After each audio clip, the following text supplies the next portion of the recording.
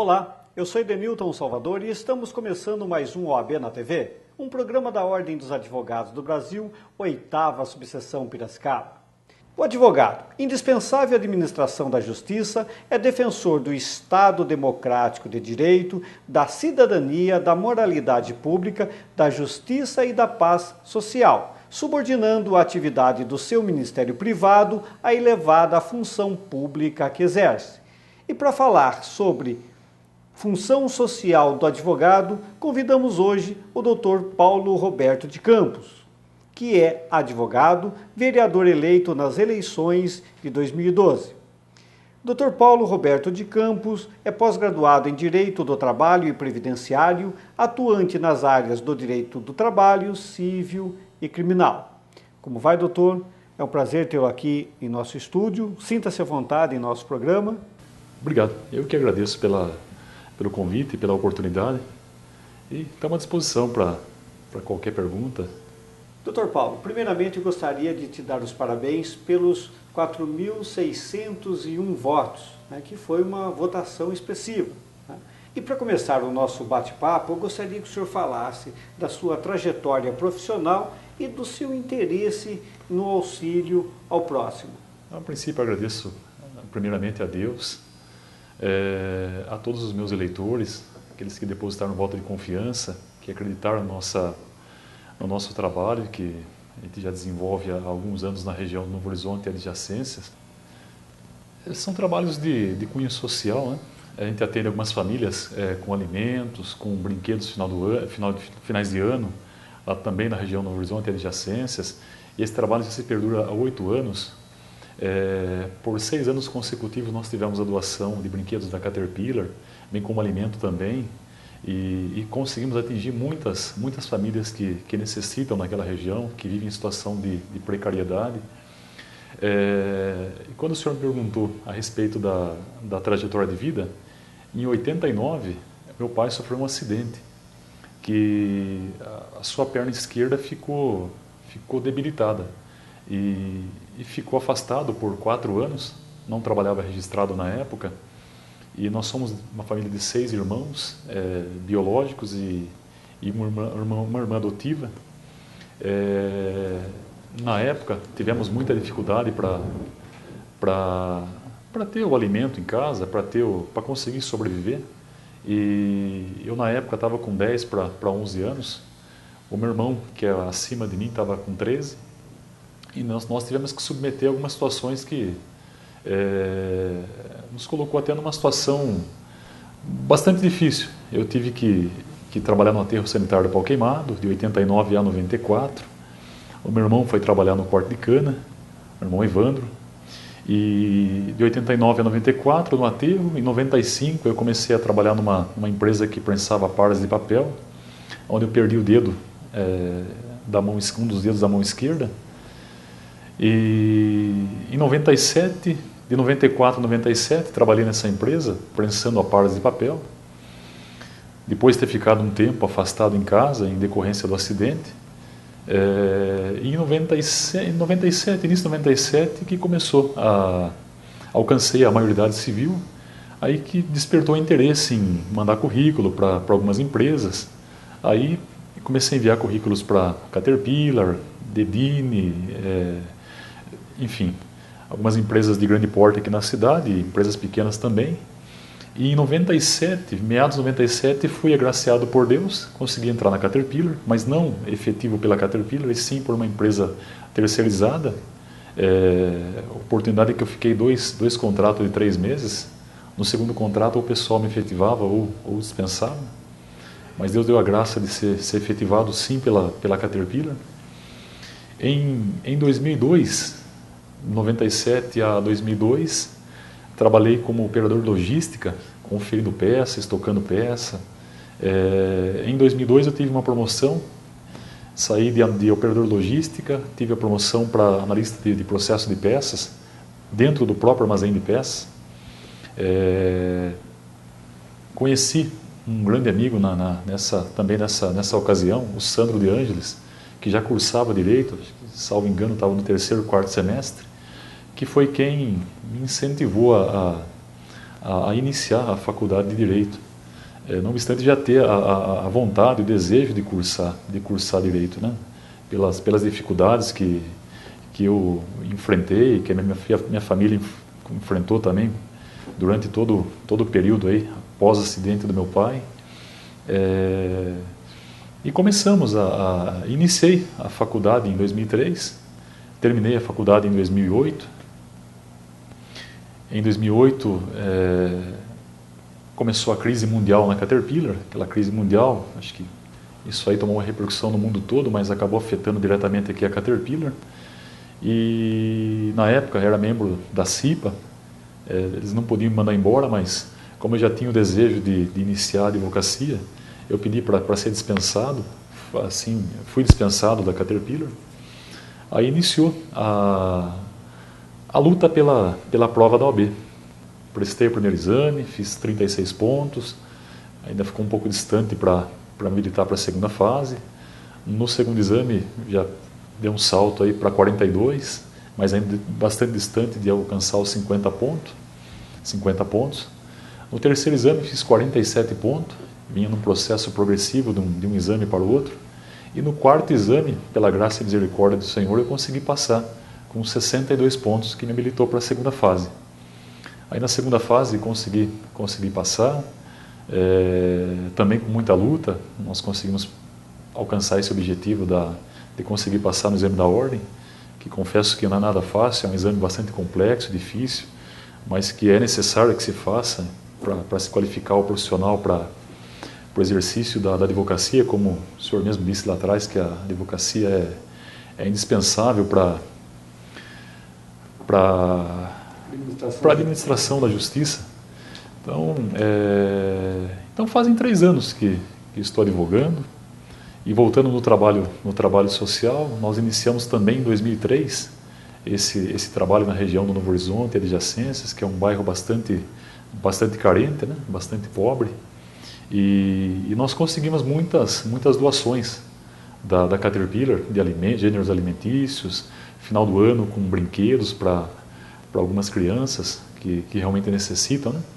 E de lá para cá foi despertando o interesse em fazer mais, pela população, e buscava mecanismos, buscava meios de se fazer, de se lutar por uma população que realmente necessita. Digo que necessita porque acho que mudou muito pouco, em que pese que o Novo Horizonte foi um bairro bastante perigoso, vamos dizer assim, no passado. Hoje é um contraste ao Novo Horizonte há 15, 20 anos atrás com a realidade. Houve um avanço bastante significativo.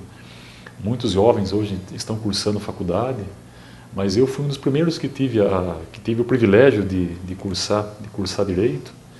E as pessoas me procuravam na minha casa, faziam perguntas, dúvidas já na faculdade mesmo, faziam perguntas, e na medida possível a gente ia respondendo, né? Dentro daquilo que se podia, dentro daquilo que a gente estudava, a gente tentava responder as perguntas, os anseios da população. E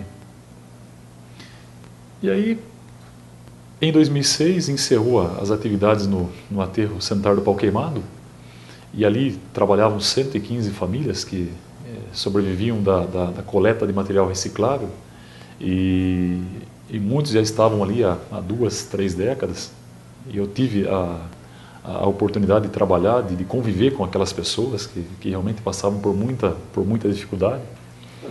E qual foi a sua pior experiência quando trabalhava no aterro? Olha, a minha pior fase no aterro foi ter que passar por algumas situações bastante vexatórias. Eu me recordo que na escola o pessoal pegava no pé porque trabalhava no lixão, porque era um lixeiro que ia para o lixo, enfim, que convivia com pessoas que trabalhavam no meio de corvos. Isso eu vivenciei na escola Francisco Mariano da Costa, lá na região do Novo Horizonte. Mas eu posso dizer assim com bastante propriedade que a pior fase da minha vida no aterro foi quando a gente passava ali, acho que todos que trabalhavam ali, eles passavam por muita dificuldade nos seus lares. E comigo não foi diferente. Eu cheguei a passar realmente necessidade e fome. Me recordo que numa oportunidade eu achei um pão sovado, e não me sinto envergonhado de dizer isso. Digo com orgulho que a gente conseguiu superar todas as fases, todas as dificuldades, que não foram poucas, foram muitas. Mas foi quando achei um pão, e confesso que eu estava com bastante fome, e bastante menino, bastante jovem. Quando eu coloquei aquele pão na boca, eu senti gosto de fezes humanas. E isso marcou muito a minha vida. Marcou muito a minha vida. E então, quando encerrou as atividades no aterro sanitário da Pau Queimado em 2006, em meados de 2006, eu me sensibilizei e me comovi com a situação daquelas pessoas que trabalhavam ali, porque já não estavam mais lá. Deus deu a graça de ter conseguido espaço em uma empresa multinacional, e em 2006 já estava na Caterpillar, já se faziam 8 anos, né? Já estava numa situação, vamos dizer, confortável, levando em consideração o passado. E então nós mobilizamos a imprensa local, não local também, TV Beira Rio, e montamos uma comissão e fomos até a prefeitura. E naquela época, já estava ali no 2006, já estava no 8º, 7º semestre de Direito, conhecendo um pouquinho da Constituição Federal e conhecendo um pouquinho também da dificuldade que aquelas pessoas vivenciavam no dia a dia ali no aterro. Eu tive essa oportunidade de conviver com o pessoal ali no dia a dia. Isso fez com que nós nos deslocássemos até a prefeitura e marcamos uma reunião com o prefeito. Na ocasião, quem nos recepcionou foi o secretário do Meio Ambiente, juntamente com o procurador do município, que se mostrou bastante sensível também à situação daquelas pessoas. E de 120 pessoas que atuavam ali no aterro,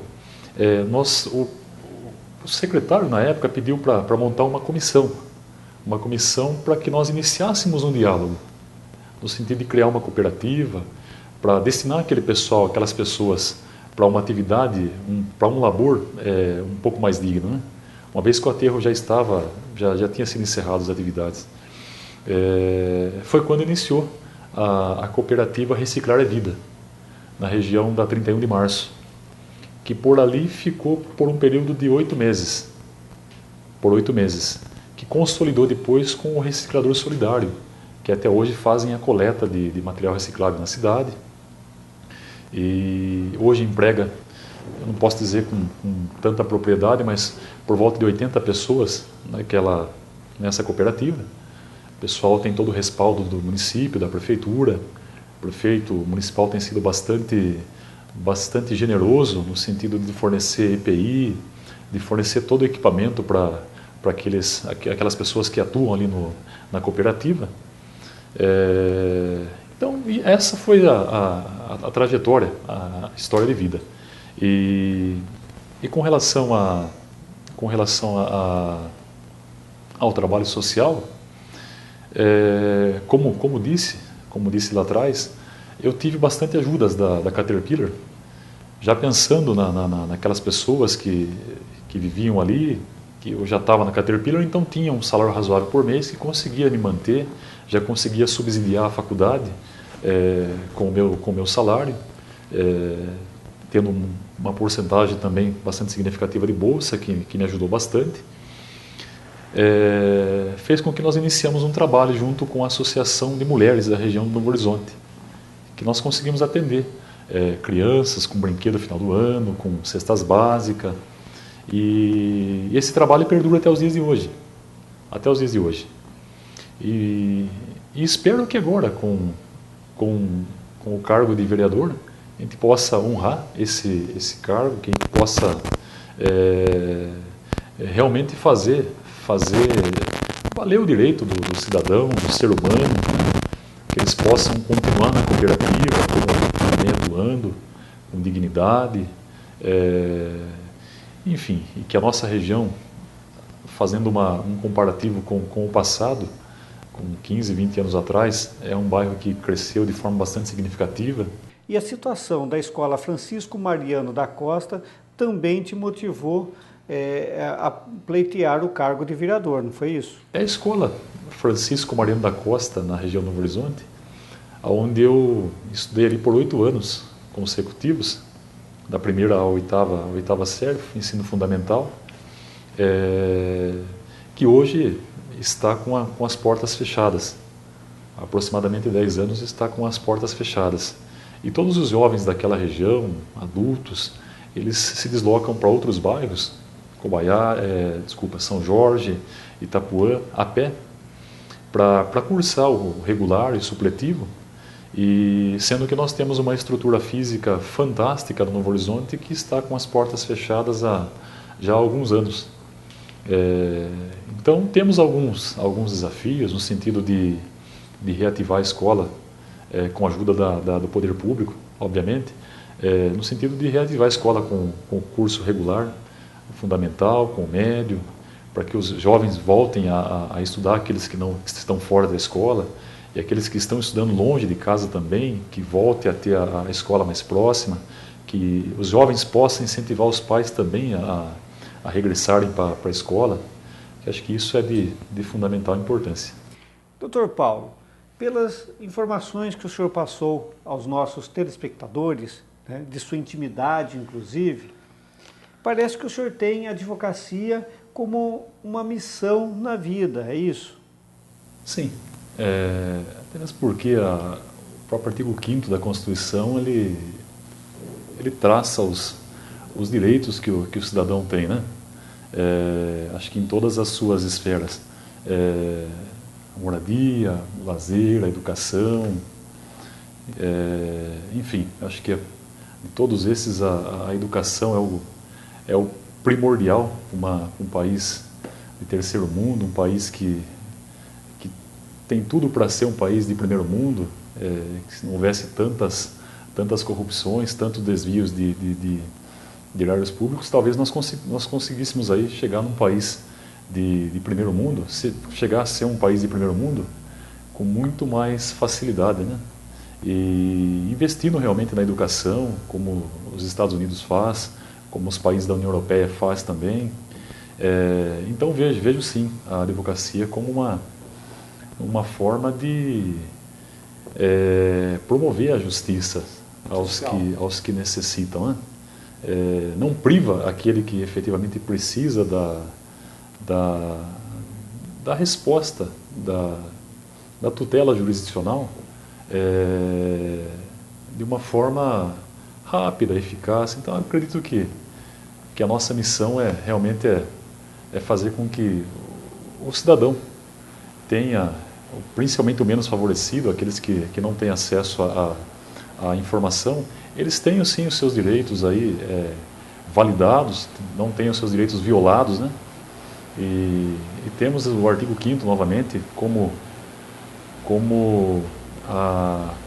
ponto crucial aí da advocacia, né? Muito bem, nós temos que fazer um pequeno intervalo, mas voltamos daqui a pouco. O programa OAB na TV Piracicaba tem o apoio cultural da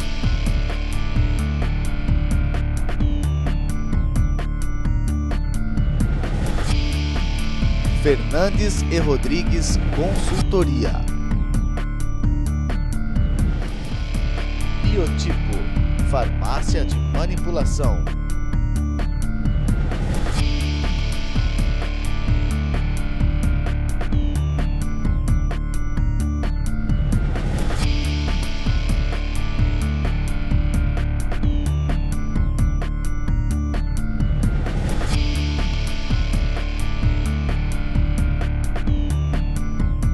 e Lobão, Clínica Clínica Veterinária e Centro de Estudos Avançados em Homeopatia. Bala Minuti, Gestão do Conhecimento.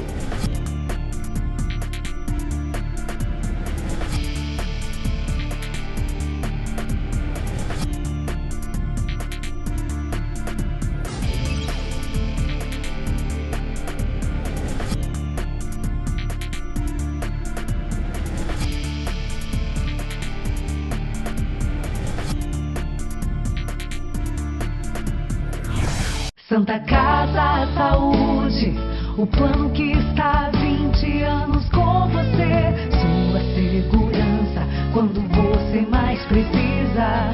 Sua confiança, mais qualidade de vida. Santa Casa Saúde, o plano com maior estrutura física da região e retaguarda em urgência e emergência. Santa Casa Saúde, sua vida, nosso compromisso. Estamos de volta com a OAB na TV, um programa da Ordem dos Advogados do Brasil, 8ª Subseção Piracicaba. Hoje, tendo o prazer de conversar com o Dr. Paulo Roberto de Campos, que é advogado e vereador recém-eleito nas eleições de 2012, falando sobre a função social do advogado. Dr. Paulo, o que é disputar uma eleição para vereador? E gostaria também que o senhor falasse aos nossos telespectadores, né, a que o senhor atribui essa expressividade de votos, né, 4.601 votos. Você sente o anseio, a dificuldade do povo e da sociedade, e as pessoas realmente reclamam, fazem perguntas, e vou mais além, até as pessoas estão mais preparadas no sentido de perguntar, de interrogar os candidatos. Eu acho que isso é de suma importância, as perguntas do eleitor. Tá, voto em você, mas o que você pretende fazer uma vez eleito? A gente entenda que realmente está havendo um avanço da sociedade, a sociedade está acompanhando a política de forma mais próxima, ouvindo as propostas dos candidatos, o que pretende fazer, se é um candidato sério, não, se pretende realmente, se tem aquilo como, as propostas como boas para a cidade, se isso vai trazer algum benefício para a cidade, não vai. E eu tive esse prazer de conviver nesses 90 dias de campanha com a população e sentir esse preparo de muitos candidatos aí, de muitos eleitores em formular perguntas, enfim, de estar acompanhando a TV Câmara, de estar acompanhando os vereadores, e eu acho que isso é importante, isso é um avanço para a nossa cidade, para o nosso país, a democracia. Acho que isso é de fundamental importância. E com relação aos votos, eu confesso que fiquei muito surpreso com a quantidade de votos. Não esperava tantos votos assim, mas graças a Deus e aos eleitores nós fizemos uma votação bastante significativa e mais uma vez eu sou grato a cada um que depositou voto de confiança, que confiou, né, nas nossas propostas e espero poder representá-los da melhor forma possível, fazendo uma gestão honesta, uma gestão sem nenhuma mácula, uma gestão, uma referência, com toda a humildade, uma gestão limpa, e querendo aprender com os amigos que já estão lá há algum tempo. Então, é isso, é uma experiência bastante boa. E o que o senhor disse também realmente é verdade. Hoje, os eleitores estão muito mais atentos. E quais foram as suas principais propostas? Bom, como foco principal, nós colocamos como prioridade a educação. A educação, que acho que é uma sociedade bem preparada, bem educada no sentido de ter uma formação acadêmica, de ter o ensino fundamental, o ensino médio, tendo interesse em cursar uma faculdade, acho que o cidadão passa a ter muito mais subsídios aí para estar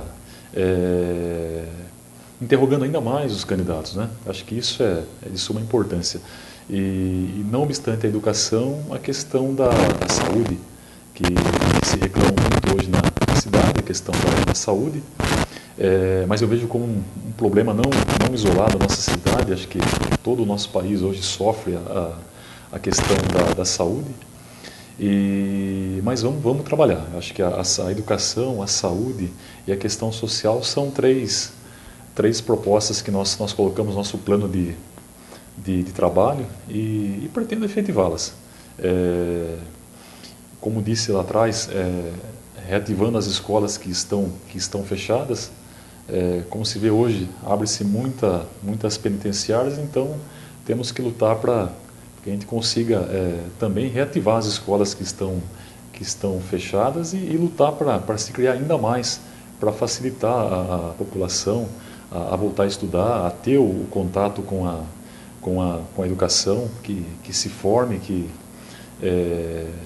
então temos como proposta o foco principal realmente a educação, que acaba desmembrando aí acaba sendo uma forma aí de melhorar a sociedade como um todo, né? Muito bem. E depois de eleito, o que mudou na sua vida e o que o senhor pretende fazer para administrar o exercício da advocacia e a função de vereador? Bom, depois de eleito, o que mudou na minha vida? Acho que as pessoas que não me conheciam, acho que pelo jornal, acabou me conhecendo. Hoje no fórum a gente passa próximo de algum amigo que às vezes não sabia o nome, não conhecia, às vezes não cumprimentava por não conhecer. A gente passou a ter um contato maior com as pessoas, né? Não só no fórum, como no centro também. Eu tive esses dias na praça, muitas pessoas, eu sei que é o Paulo Campos, que foi eleito vereador, então. E no que diz respeito a conciliar a advocacia com o exercício da vereança, existem múltiplas formas de conciliar, por meio de parcerias, por meio de assessores, mas há essa possibilidade sim. Eu consigo enxergar que há essa possibilidade sim, né? E certamente faremos dessa forma. Muito bem, infelizmente estamos chegando ao final do nosso programa, mas eu gostaria de fazer ainda outra pergunta ao senhor. Quais os seus planos para o futuro como político? Bom, pretendo nesses 4 anos honrar todos os compromissos, né? Tudo aquilo que nós conversamos com a população, com o cidadão nesses 3 meses. Pretendo, se Deus quiser, honrar todos os compromissos, tudo aquilo que nós conversamos, que nós dialogamos, todos os projetos que foram propostos, pretendo colocá-los em prática. E se Deus nos abençoar, a gente sim dará continuidade nessa carreira, desde que Deus nos direcione dessa forma, nos impulsione dessa forma. A gente estará à disposição para servir a população da melhor forma possível, né? E chegamos ao final do nosso programa. Hoje tivemos o prazer em conversar com o Dr. Paulo Roberto de Campos, que é advogado e vereador recém-eleito nas eleições de 2012. Quero dizer que você também pode participar do nosso programa enviando críticas e sugestões para oabnatv_edeniltonsalvador.adv.br. Até o nosso próximo programa, se assim o bom Deus permitir.